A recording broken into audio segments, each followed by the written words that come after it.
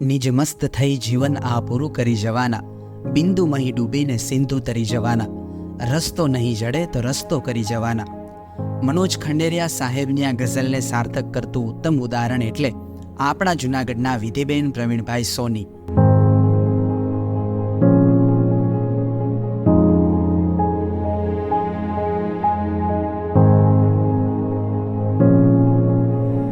જેઓએ જીવનમાં આવેલી કપરી સ્થિતિને એક પરિસ્થિતિ રૂપે સ્વીકારી પોતાનો વ્યવસાય શરૂ કર્યો અને આત્મનિર્ભર મહિલા તરીકે એક અનેરી ઓળખ ઊભી કરી.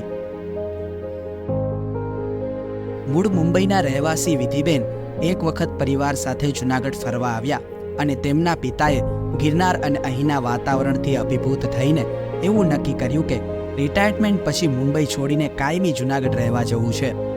વર્ષ 2012માં પિતાના અવસાન બાદ ગિરનારની ગોદમાં રહેવાની પિતાની એ ઈચ્છાને સાર્થક કરવા તેઓ પોતાની માતા અને બહેન સાથે જૂનાગઢ આવી વસ્યા. તેઓ અહીંયા આવ્યા ત્યારે ધોરણ 10માં અભ્યાસ કરતા હતા. એ સમયે તેમની માતા ટિફિન સર્વિસ ચલાવીને ગુજરાન ચલાવતા.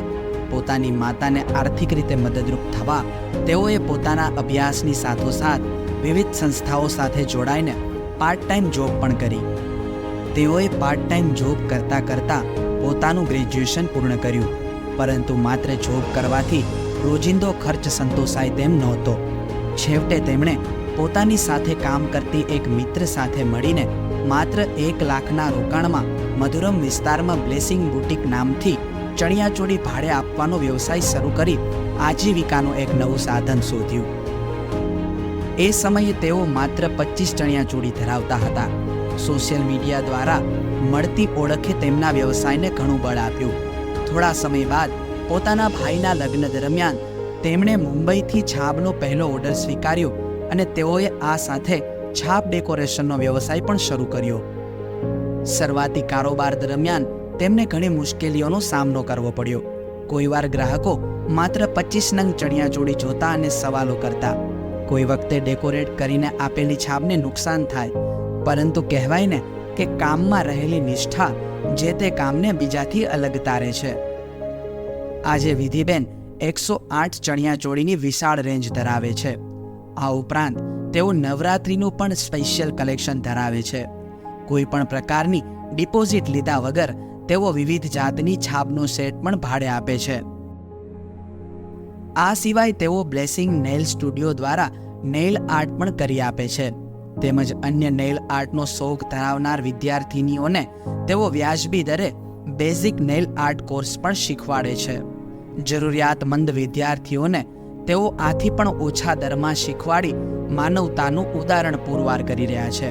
તેમનો ચણિયાચોળીનો વ્યવસાય 12 માસ ચાલે છે, કારણ કે તેઓ વેડિંગ કલેક્શનથી માંડીને pre wedding photoshoot, engagement collection તેમજ વિશાળ નવરાત્રિ કલેક્શન પણ ધરાવે છે.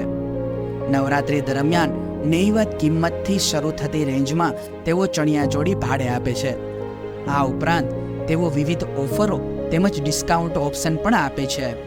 તેઓ તેમનો આ વ્યવસાય સંપૂર્ણપણે ઘરેથી ઓપરેટ કરે છે.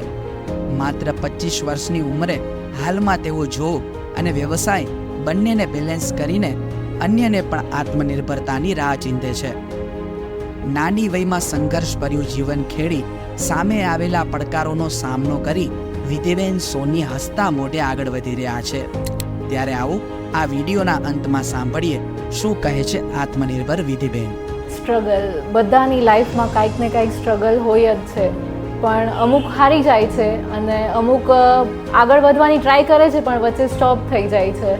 તો હું બસ એટલું કહેવા માંગુ છું કે એક તમારો સ્પેશિયલ ગોલ હોવો જોઈએ કાંઈક, અને પેલા ગોલ તો છે જ પણ એને હિંમતથી ને આગળ વધવાની ટ્રાય કરવી જોઈએ. બધાની લાઈફમાં કાંઈક ને કાંઈક પ્રોબ્લેમ્સ આવે જ છે, છતાં એમાં લડીને પણ જેમ મેં મારી લાઈફમાં ઘણું બધું કોમ્પ્રોમાઇઝ કરીને પણ મારો ગોલ મેં મૂક્યો નથી. જે મને શોખ છે એમાં તમે વધારે આગળ વધી જ શકો છો.